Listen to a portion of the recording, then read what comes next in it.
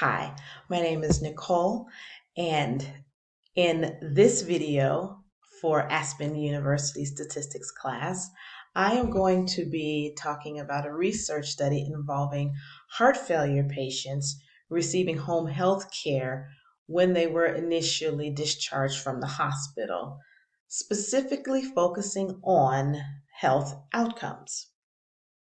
This study measures how phone calls and 4 home health visits may improve specific nursing interventions, health knowledge behavior domains, and functional, physiologic, and family health participation. Each result was plotted on a line graph to increase, decrease, or show no change in the study areas. Fortunately for these patients, the outcome is positive. The patient showed remarkable growth in medical knowledge. The study set a significant value of 0.05% at the beginning of the study.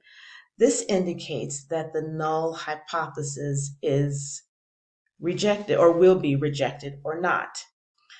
The null hypothesis is basically like a true false statement.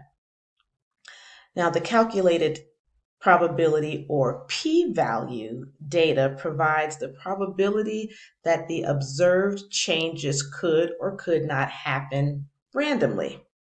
So in this particular case study, the p-value is less than 0.0001, which is less than the significant value of 0.05, meaning that there is less than a thousandth of a chance of being wrong.